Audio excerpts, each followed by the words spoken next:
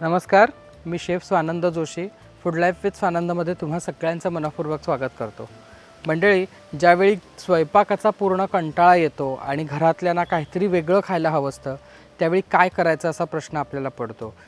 पण एखादा स्वयंपाक करणारा माणूस म्हटलं की 4 पदार्थ एका वेळी कंटाळा आलेला असताना करणं आपल्याला शक्य होत नाही. मग काहीतरी चटपटीत, पटकन होईल असं घरच्या साहित्यातलं पण पौष्टिक थोडंसं असं काहीतरी करता येईल का, असा जेव्हा आपण विचार करतो तेव्हा अनेक पदार्थ आपल्या डोळ्यासमोर येतात. त्यातलाच आज एक पदार्थ तुम्हाला दाखवणार आहे. म्हटलं तर पौष्टिक, म्हटलं तर नाही, कारण वडे करणार आहोत त्यामुळे ते तेलात तळणार आपण. पण एखाद्या इव्हिनिंग स्नॅक्सला किंवा कधीतरी चटपटीत खायची इच्छा झाली की आपण काहीतरी चांगलं करून खाऊ शकतो. त्यातलाच आजचा एक प्रकार. आज आपण करणार आहोत काकडीचे वडे. अगदी छान, मस्त, सोपे, घरच्या साहित्यात होणारे, चटपटीत लागणारे, लहानांपासून मोठ्यांपर्यंत सगळ्यांना खाता येतील असे काकडीचे वडे करायचे. चला करायची सुरुवात. काकडीचे वडे करण्यासाठी इथे मी एक मोठी काकडी घेतली आहे. ह्याच्या दोन्ही बाजूचे टोक काढून टाकलेत. मी ह्याला सोलणार नाही आहे, असंच घेणार आहे. तुम्ही सोलून घेतलेत तरी चालेल. आता मी ही किसून घेणार आहे. तर खाली बाऊल घेतला आहे, बाऊलमध्ये आपण हे किसून घेऊया.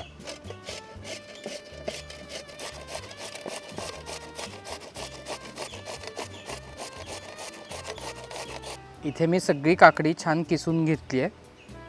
एक पूर्ण मोठी काकडी घेतली आहे मी ह्या वड्यांसाठी.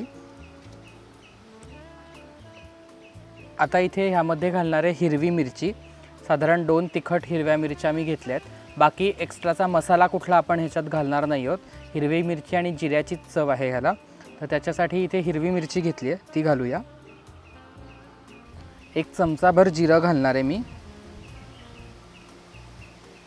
आणि सोबतच इथे आलं लसूण पेस्ट घेतली आहे. साधारण 1 चमचाभर आलं लसूण पेस्ट घालूया. कोथिंबीर घेणार आहे.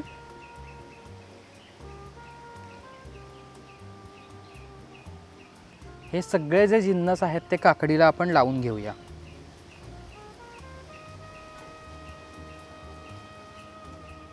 ही जी काकडी आहे ती आपल्याला ह्या जिन्नसांबरोबर हाताने छान कुस्करून घ्यायची आहे, जेणेकरून ह्याला पाणी सुटेल आणि ह्या काकडीच्या पाण्यामध्येच आपल्याला पीठ भिजवायचं आहे.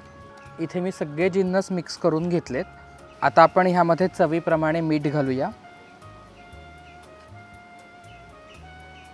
त्याचबरोबर इथे आता आपण वेगवेगळी पिठं घेतली आहेत. तुमच्याकडे जी अवेलेबल आहेत ती तुम्ही घालू शकता. ज्वारी, बाजरी, चण्याचं पीठ घेतलं आहे, तांदूळाचं पीठ घेतलं आहे आणि त्याचबरोबर इथे मी घेतला आहे रवा.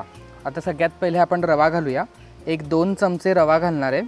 रव्यामुळे हे जे वडे आहेत ते छान खुसखुशीत होतात. त्याचबरोबर पहिले 2 चमचे चणा डाळीचं पीठ घालूया. इथे ज्वारीचं पीठ आहे माझ्याकडे, बाजरीचं नाही आहे अवेलेबल, त्यामुळे मी फक्त ज्वारीचंच घालणार आहे. साधारण 2 ते 3 चमचे. तांदळाचं पीठ घेतलं आहे, ते पण 2 ते 3 चमचे घालूया. आणि गव्हाचं पीठ घेतलं आहे, ते पण साधारण 2 ते 3 चमचे आपण घालूया. जर आवश्यकता वाटली तर नंतर आपल्याला ह्यामध्ये पिठं लागतील तशी ॲड करता येतील, पण आधी थोडीच पिठं घातली आहेत, कारण काकडीला कितपत पाणी आहे त्याच्यावरती पीठ किती लागेल हे ठरतं. आता हे छान मिक्स करून घेऊया.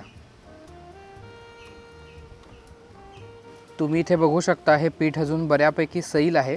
ह्यामध्ये अजून पिठं लागणार आहेत. तर आता तुम्हाला जी पिठं आवडतात जास्त त्याप्रमाणे तुम्ही पिठं घालू शकता. मी सगळ्यातलं 1-1 चमचा आणखीन पीठ घालतो.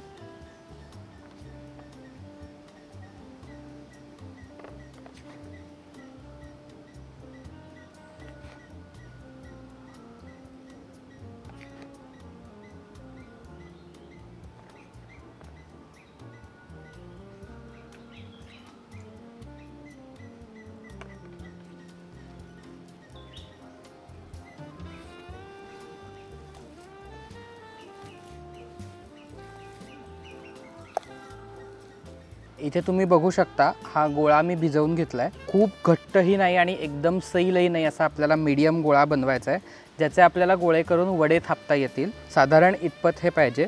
आता मी गॅस लावून घेतो एकीकडे.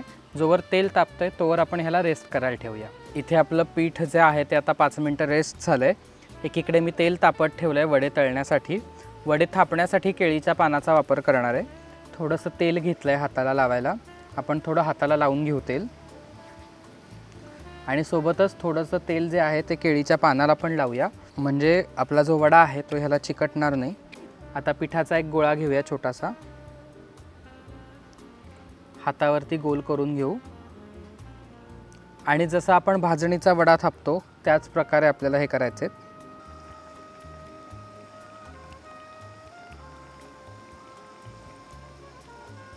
आणि आता आपण हे तळून घेऊया. आपलं तेल तापलंय का बघूया. तेल तापलंय इथे. आता मी हा वडा तेलामध्ये सोडतो.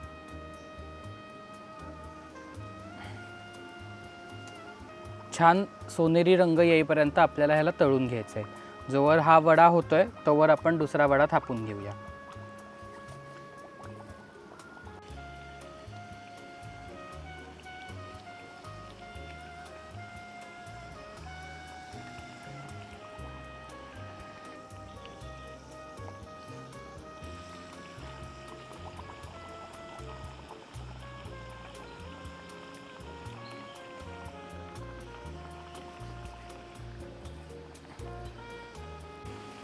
आपला वडा इथे झाला आहे, त्याला छान रंग आला आहे. आपण काढून घेऊया.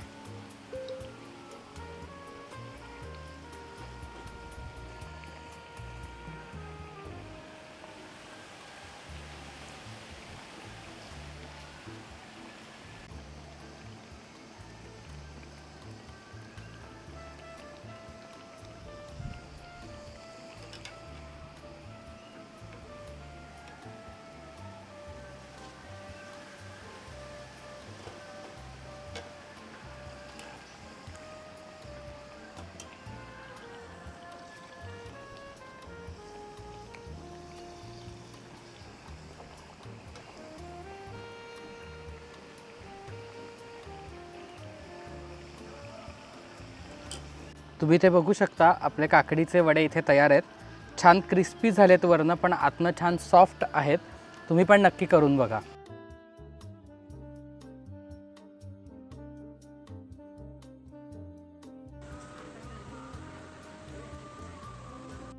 मंडळी, तुम्हाला आजची ही वड्यांची रेसिपी कशी वाटली हे नक्की मला कमेंटमध्ये सांगा.